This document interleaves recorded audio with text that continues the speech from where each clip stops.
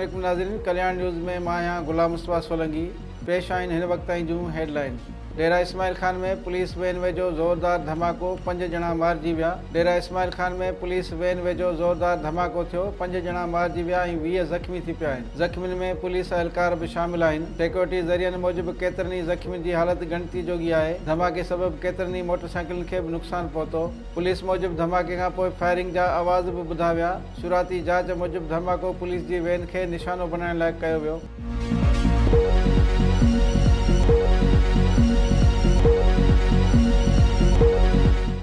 गैरकानूनी परॾेहनि जी वापसी जारी, 5,500 अफ़गानी रवाना, 6,000 आरज़ी कैंपुनि में तरसियल आहिनि। गैरकानूनी परॾेहनि खे नेकाली ॾियण जो ऑपरेशन जारी आहे। आरज़ी पनाहगाहनि में रहंदड़ 5,650 अफ़गानी पंहिंजे ॾे रवाना थी विया। चमन में 6,000 गैरकानूनी परॾेही ॾे वापसी लाइ आरज़ी कैंपुनि में तरसियल आहिनि। बलूचिस्तान जे निगरान वज़ीर जान अचकज़ई चयो आहे त गैरकानूनी परॾेहनि जी नेकाली जो कमु 2 महीननि ताईं हली सघे थो। इख़्तियारनि जो चवणु आहे त अल्टीमेटम ॾियण खां पोइ 1,65,000 खां वधीक अफ़गान शहरी वापसि मोटी विया आहिनि। ॿिए पासे चमन जे बोल्दक स्पेन वारे इलाइक़े में आरज़ी कैंप में तरसियल अफ़गान औरत ॿार खे जनमु ॾिनो, जंहिंखां पोइ इख़्तियारनि माउ ऐं ॿार जी सिहत बहाल थियण ताईं संदन ख़ानदान जे 2 माण्हुनि खे पाकिस्तान में रहण जी इजाज़त ॾेई छॾी आहे।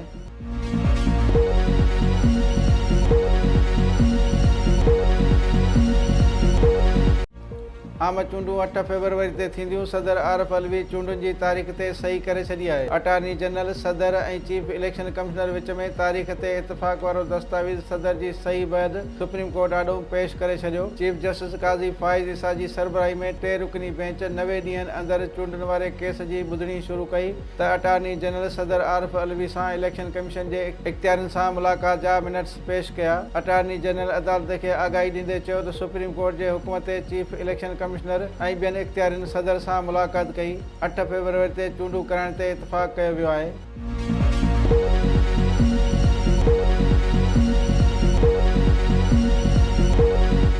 पीपल्स पार्टी खे कॾहिं लेवल प्लानिंग नाहे मिली सघी। पीपी चेयरमैन बिलावल भुट्टो ज़रदारी चयो आहे त पाकिस्तान पीपल्स पार्टी खे कॾहिं लेवल प्लानिंग नाहे मिली सघी, तंहिं करे पीपल्स पार्टी उमेद बि नाहे। आम चूंडुनि जी तारीख़ जो ऐलान थियणु सुठो सुहिणो आहे। बिलावल भुट्टो ज़रदारी कराची में मीडिया सां ॻाल्हाए रहियो हो। सहाफ़ियुनि सुवाल कयो त बिलावल साहिबु, अव्हां कहिड़े बुनियाद ते इहा ॻाल्हि कई त इलेक्शन कमीशन चूंडुनि जो ऐलान करे त ॿिए हंधां ऐलान थी वेंदो। अहिड़े सुवाल ते बिलावल तबसरो कयो त उहो अंदाज़ो हो ऐं इलेक्शन कमीशन खे आगाह करणु हो त इदारो पंहिंजी ज़िम्मेवारी पूरी करे। सहाफ़ी सुवाल कयो त मौलाना फज़ल रहमान चई रहियो आहे त चूंडूं थींदे नज़र नथियूं अचनि। बिलावल जवाबु ॾिनो त उहो सुवाल अव्हां मौलाना फज़ल रहमान खां पुछी सघो था। सहाफ़ी सुवाल कयो त अव्हां लेवल प्लानिंग जी ॻाल्हि करे रहिया आहियो, छा तहरीक इंसाफ़ खे बि इहा सहूलियत न मिलणु घुरिजे? जंहिं ते बिलावल चयो त उसूली तौर ते सभिनी खे लेवल प्लानिंग मिलणु घुरिजे। पीटीआई सां इताद बाबति सुवाल ते बिलावल चयो त पाकिस्तान पीपल्स पार्टी तहरीक इंसाफ़ सां इताद जो को फ़ैसिलो नाहे कयो। बैसाख जमहूरियत ते ॻाल्हि थी सघे थी। अफ़गानियुनि ख़िलाफ़ पीपल्स पार्टी जी पॉलिसी बाबति सुवाल ते बिलावल भुट्टो ज़रदारी चयो त का बि सियासी पार्टी गैर कानूनी कम जी हिमायत नथी करे सघे। बिलावल चयो त इंसानी हक़नि जे हवाले सां पीपल्स पार्टी जो सख़्तु मौक़िफ़ रहियो आहे। कानून ते अमल दरामद भली थिए पर इंसानी हक़नि जो ख़्यालु रखियो वञे।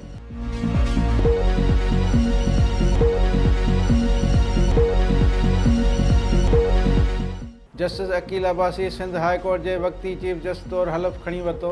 Justice Aqeel Abbasi Sindh high court जे वक़्ती चीफ जस्टिस तौरु हलफ़ खणी वरितो आहे। हलफ़ बरदारी जी तक़रीब में justice Salahuddin Panhwar, justice Nematullah Phulpoto, justice Arshad Khan ऐं ॿियनि जजिस तोड़े सीनियर वकील अॻवाननि शिरकत कई। सिंध हाई कोर्ट में थियल तक़रीब दौरान सीनियर जज जस्टिस नदीम अख्तर ऐं जस्टिस अकील अब्बासी खे उहिदे जो हलफ़ खणायो। वक़्ती चीफ जस्टिस इरफान सादित खान जी सुप्रीम कोर्ट जो जज मुक़ररु थियण बैदि सीनियर जज जस्टिस अकील अब्बासी खे नओं वक़्ती chief justice Sindh high court नामज़द कयो वियो हो।